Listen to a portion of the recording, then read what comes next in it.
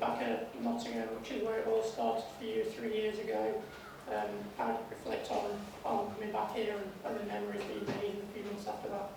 Yeah, I would say Nottingham has a special place, I guess, in my career, and I am fond of it because it is where everything started. I'd say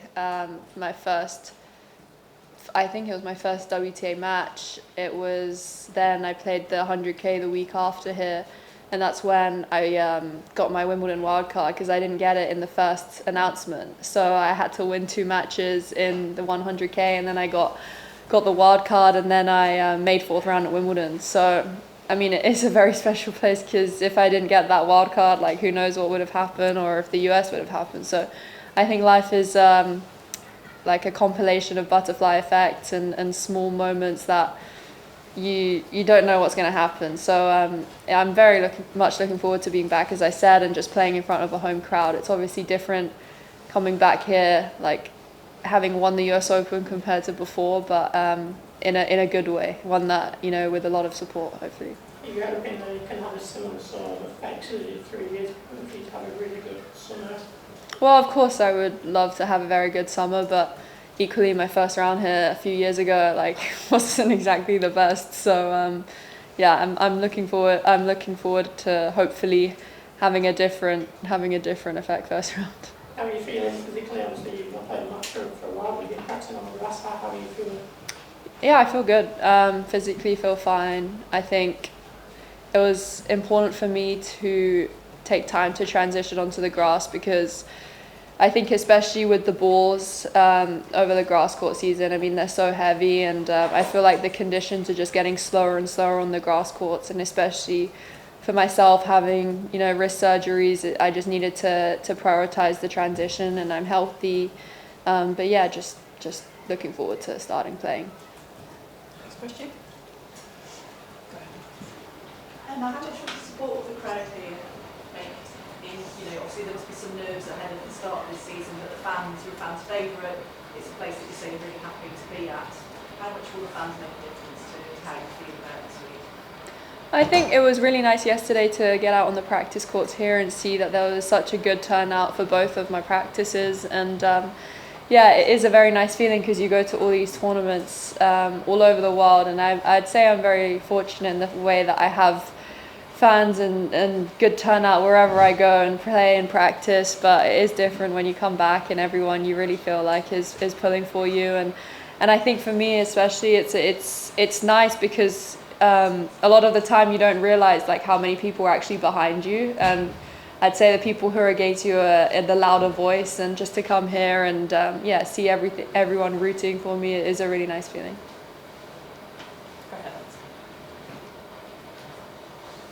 Yeah, hi. So I'm wondering at what point in the clay season did you decide that you wanted to take time off to make the transition you're talking about?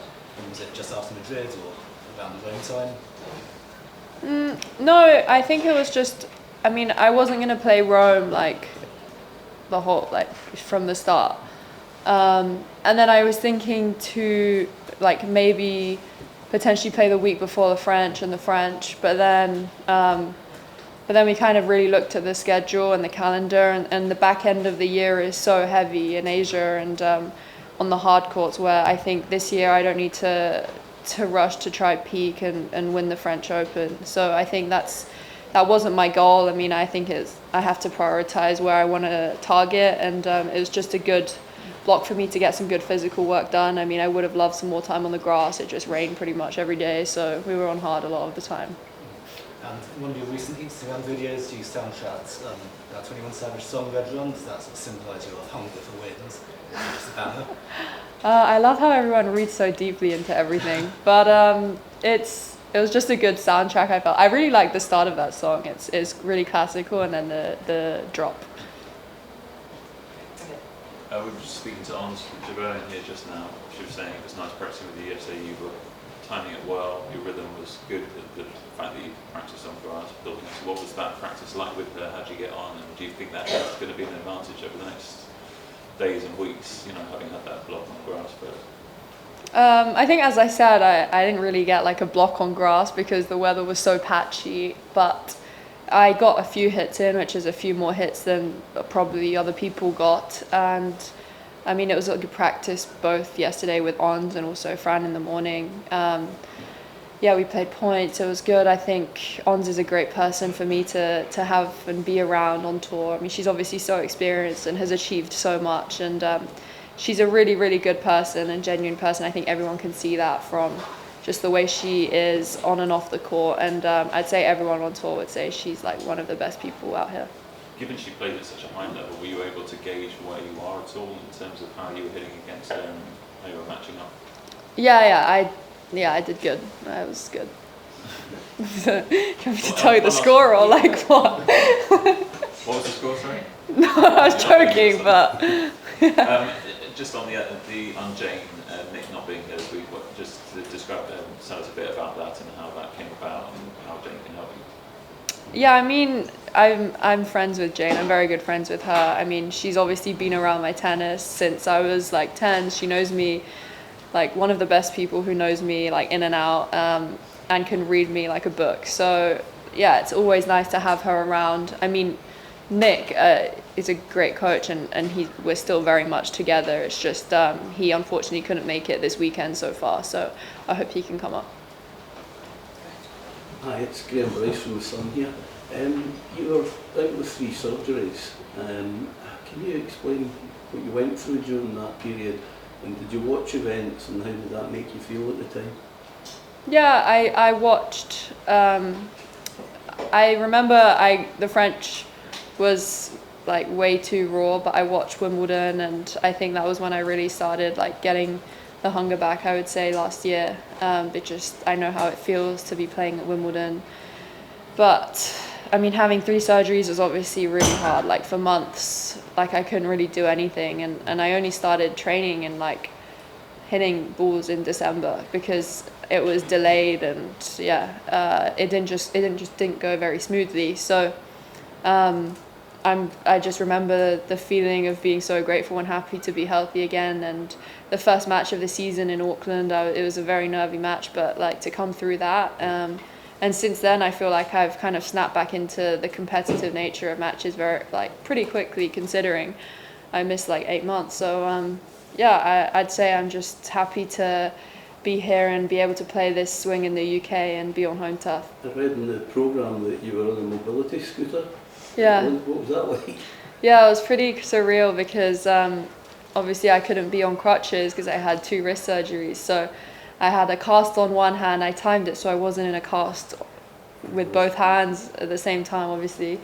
So I had a cast on one hand, splint on the other, and then my ankle was also like pretty much immobilized, like in a boot, in a splint with stitches and everything. So just scoot around with one knee and like this. It was, as someone who's so active, it's very difficult to just shut your body down. And I think it's very easy for me to lose sight of where I was exactly a year ago, because it is pretty much a year ago to this day, to this month. But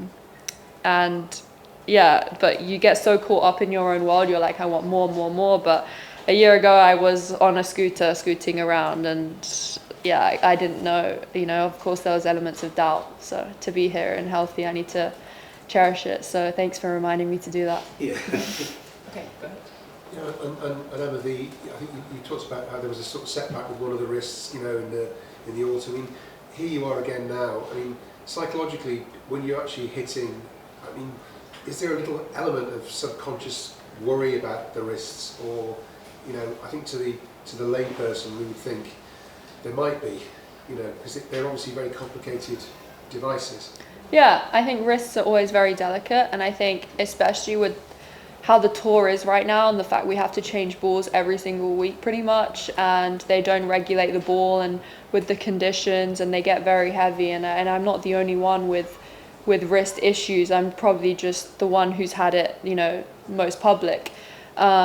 So I think for me, it's definitely a factor where I have to miss certain events because either the conditions and the balls, they just don't favour my situation, and it is hard, as they're trying to make the points longer and tennis more interesting. But I guess the players do kind of get the short end of the stick in that sense, and hopefully something can be done about that.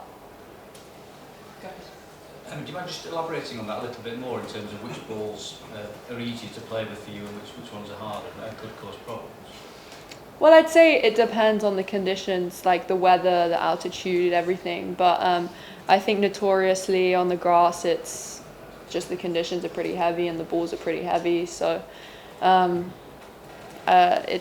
just think that having the same ball at least for a swing would help rather than switching week to week. Just in terms of the way you have planned out the rest of the season, is a lot of that still to do with the fact you are still coming back from those surgeries? Or is it also to do with perhaps learning lessons from previous the last few years as well? No, not at all. I mean, body-wise, physical-wise, I feel really healthy. I feel really strong.